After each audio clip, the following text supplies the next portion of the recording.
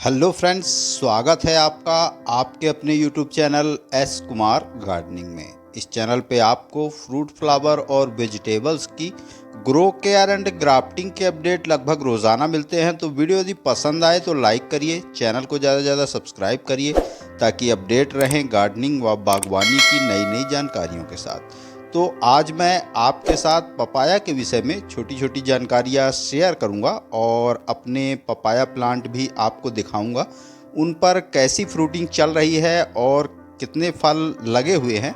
ज़्यादा से ज़्यादा फल अब मैच्योर होने लगे हैं, पकने लगे हैं। और घर पर यदि आप पपीते का पौधा लगाते हैं तो उससे जो पौधे पर फल पक के तैयार होते हैं उसके स्वाद का कुछ अलग ही मज़ा होता है। पपीते कितने बड़े साइज़ के हैं वो मैंने हाथ रख रखा है पपीते के ऊपर, तो आप देख सकते हैं। धीरे धीरे जो ऊपर वाले पपीते के फल हैं वो भी मैच्योर हो रहे हैं, साइज उनका बड़ा हो रहा है और नीचे से ये फल पक रहे हैं। और लगभग 10 से 12-15 फल मैं इसके हार्वेस्ट कर चुका हूँ। अब नीचे से ढेरों फ्रूट हमें यह पपाया प्लांट से मिल रहे हैं। 2 प्लांट मैंने अपने किचन गार्डन में लगाए हैं और दोनों को ही मैंने घर पर ही सीड कलेक्ट करके बाज़ार से पपीते का फल खरीद के और उन्हीं के सीड से कलेक्ट करके सीड और फिर मैंने इन पौधों को लगाया है। तो इसका सीड कलेक्शन किस प्रकार से किया जाता है उसका ऑलरेडी मेरे चैनल पे वीडियो है, उसका लिंक मैं आपको डिस्क्रिप्शन बॉक्स में दे दूँगा, आप वहाँ पे जाके देख सकते हैं। और बाज़ार से ख़रीदे गए पपीते से आप बीज का कलेक्शन किस प्रकार करेंगे कि आपको भी आपके प्लांट से फल देने वाले पौधे आप अपने बागीचे में फ्री ऑफ कास्ट तैयार कर पाएँ और उसके बीज के लिए आप ज़्यादा परेशान ना हो। तो अक्सर यह देखा गया है कि जब हम नॉर्मल यूं ही जो बाज़ार से पपीता लेके आते हैं और उसके बीज को जब हम जर्मिनेट करते हैं तो उसमें फूल देने वाले पपीते ही ज़्यादा निकलते हैं। मगर मेरी बताई गई टेक्निक से यदि आप सीड का कलेक्शन करते हैं और उन सीड्स को आप अपने गार्डन में लगाते हैं तो ज़्यादा से ज़्यादा यानी 10 में से 6 से 7 पौधे आपके फल देने वाले पौधे ही निकलेंगे। तो ऐसा मैं अपने अनुभव से कह रहा हूँ और उन सभी का लिंक मैं आपको डिस्क्रिप्शन बॉक्स में दे दूँगा, जिससे आप पौधे के फूलों को देख के, उनके फलों को देख के कौन सा फल है ये, यानी कि नर फूल आ रहे हैं, मादा फूल आ रहे हैं या उभयलिंगी पौधा है आपका, उन सभी की पहचान के 2 वीडियो मेरे चैनल पे हैं और दोनों का लिंक आपको डिस्क्रिप्शन बॉक्स में मिल जाएगा। तो वीडियो आप पूरा देखें ताकि आप भी अपने घर पर आसानी से सीड का कलेक्शन करके और उन बीजों से फल देने वाले पौधे तैयार कर पाएँ। तो यदि आप इसकी व्यापारिक खेती करना चाहते हैं तो किसी ट्रस्टेड कंपनी का बीज ही आपको लगाना चाहिए और या फिर आप किसी ट्रस्टेड नर्सरी से इसके तैयार पौधे खरीद के और फिर उसकी खेती कर सकते हैं। मगर यदि इसे आप अपने किचन गार्डन में लगाना चाहते हैं तो उसके लिए आपको ज़्यादा भटकने की ज़रूरत नहीं है और बाज़ार से एक स्वस्थ पपीते का फल लेके और उसके सीड को कलेक्ट करके, उसका तरीका मैंने वीडियो में आपको बताया है, आप वहाँ पे जाके देख सकते हैं।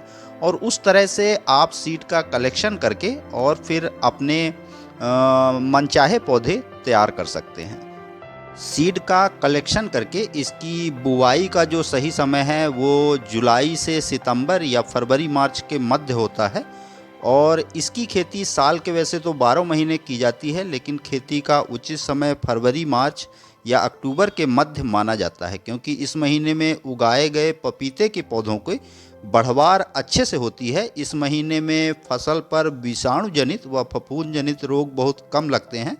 पपीते का पौधा 7 से 8 महीने में फ्रूटिंग देना चालू कर देता है।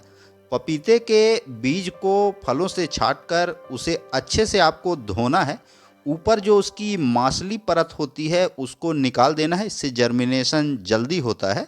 इसे आप 2x2 के अंतराल में, यानी आप दो पौधों के बीच कम से कम 2 मीटर का अंतर अवश्य रखें, इससे पौधों का विकास अच्छे से होता है और फलों का जो साइज होता है वो भी बड़ा होता है। सूर्य का प्रकाश आपके प्रत्येक पौधे पर अच्छे से पड़ता है, जिससे पौधे अच्छी तरह से विकसित होते हैं और उस पर ज़्यादा से ज़्यादा फलों का उत्पादन आपको मिल पाता है।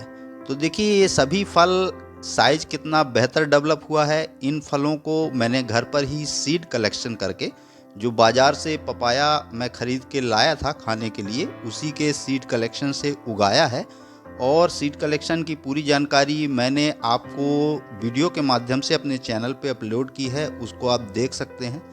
और फिर दूसरा वीडियो भी मेरा इसके विषय में है, ताकि आप पौधे के जब फ्लावर उसमें आने लगे तो उनको देख के, उन पौधों के फूलों को देख के आप उस पे नर पौधा है आपका, मादा पौधा है आपका, या उभयलिंगी पौधा है।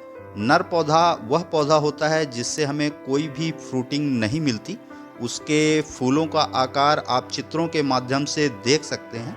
इसी तरह मादा पौधा है, उसके फूलों का आकार किस तरह होता है, इस चित्र के माध्यम से आप उसको भी देख सकते हैं। और उभयलिंगी पौधा ऐसा पौधा है जिसमें नर और मादा दोनों तरह के फूल आते हैं, और ये जो चित्र है उसके माध्यम से आप इसकी पहचान कर सकते हैं। तो आपको, यदि आपका पौधा उभयलिंगी है तो उस स्थिति में आपको मेल प्लांट रखने की आवश्यकता नहीं है।